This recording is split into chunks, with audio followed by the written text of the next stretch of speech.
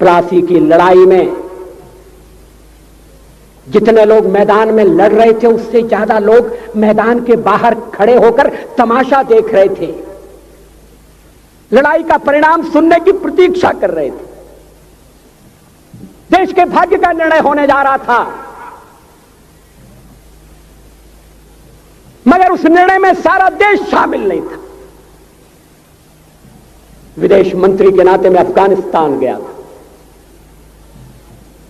आपको सुनकर ताज्जुब होगा, अफगानिस्तान के अपने मेजबानों से मैंने कहा मैं गजनी जाना चाहता हूं, गजनी। पहले वो मेरी बात उनकी समझ में नहीं आई, कहने लगे गजनी तो कोई टूरिस्ट स्पॉट नहीं है, गजनी में कोई 5 स्टार होटल नहीं है, गजनी में आप जाकर क्या करेंगे, गजनी में आप जाकर क्या देखेंगे। मैं उन्हें पूरी बात नहीं बता सकता था। मेरे हृदय में कहीं गजनी कांटे की तरह से चुभ रहा है।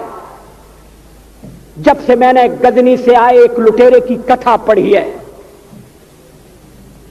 और किशोरावस्था में पढ़ी है, मैं देखना चाहता था वो गजनी कैसा है। आपको सुनकर ताज्जुब होगा, महमूद गजनी का अफगानिस्तान के इतिहास में कोई स्थान नहीं है।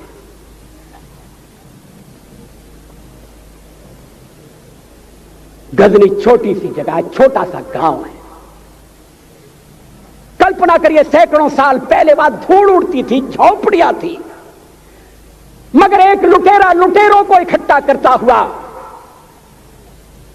सोने की चिड़िया को लूटने के लिए चला आया। आपस की फूट से जो राजा है वो लड़ेगा, जो क्षत्रिय है वो लड़ेगा। हमने समाज के बहुत बड़े वर्ग को लड़ने के अधिकार से वंचित कर दिया। हमने उन्हें हथियार नहीं उठाने दिए। मार्शल नॉन मार्शल के आधार पर हमने समाज को बांट दिया। वो लुटेरा सोमनाथ के मंदिर तक चला गया।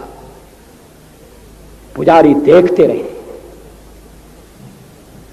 मंदिर की पूजा भक्तों को करना पड़ती है। मंदिर तो एक प्रेरणा का केंद्र है। मैं देशपांडे जी की तरह से नास्तिक नहीं हूं,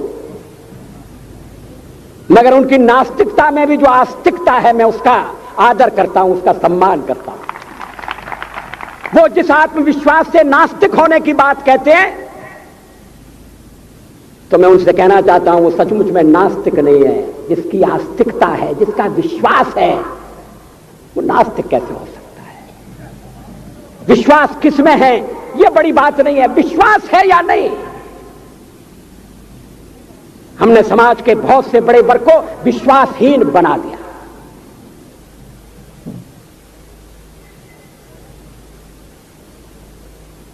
लोगों ने हथियार नहीं उठाए, वेद पढ़ने के दरवाजे बंद कर दिए। इसलिए हम पादाक्रांत हुए। अफगानिस्तान में मैंने एक बात और देखी। मुझे जिस होटल में ठहराया गया उसका नाम था कनिष्क। अफगानिस्तान एक मुस्लिम देश है। मुझे बड़ा ताज्जुब हुआ। मैंने कहा कनिष्क यहां कहां से आए? तो मेरे साथ अफगानिस्तान के विदेश मंत्री थे। मैंने कहा कनिष्क आपका कौन लगता है? कनिष्क से आपका क्या संबंध है? कहने लगे कनिष्क हमारा पूर्वज है, कनिष्क हमारा पुरखा है। He was one of our forefathers। मैंने कहा तब तो हमारे आपके पुरखे एक हैं। अफगानिस्तान के लोगों ने उपासना पद्धति बदली है, संस्कृति नहीं बदली। आज के भारत के परिवेश में यह सुनने के बाद थोड़ा विचित्र लगता है। हमारे यहां तो धर्मांतरण के साथ राष्ट्रांतरण होता है, ऐसा दृश्य दिखाई देता है। पड़ोसी देशों में ऐसा नहीं हुआ। अभी राम जन्मभूमि का मामला चल रहा है। एक विदेशी आए, कहने लगे राम जन्मभूमि का क्या झगड़ा है? हमने कहा इस पर विवाद हो रहा है कि श्री राम कहां पैदा हुए थे, और जहां पैदा हुए थे वो स्थान उनके मंदिर के लिए प्रयुक्त किया जाए या न किया जाए। वो इंडोनेशिया से आई थी, वो मुसलमान है। कहने लगे हम तो समझते थे कि राम के लिए सारे भारत में आदर होगा, सम्मान होगा। हमने कहा ये आपने कैसे समझा?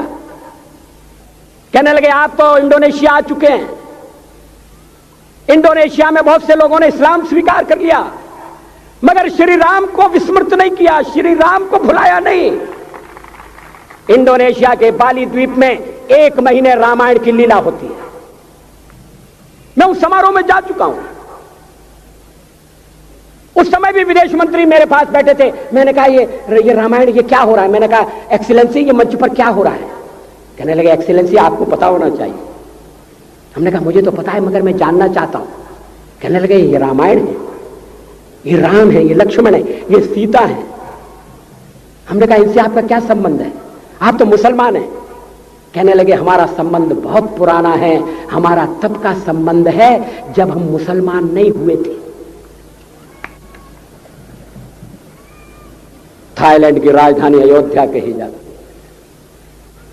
थाईलैंड के राजा को आज भी राम कहा जाता है। सावरकर जी ने हिंदू राष्ट्र की बात कही, हिम्मत के साथ। बुनियादी तौर पर भारत हिंदू राष्ट्र है,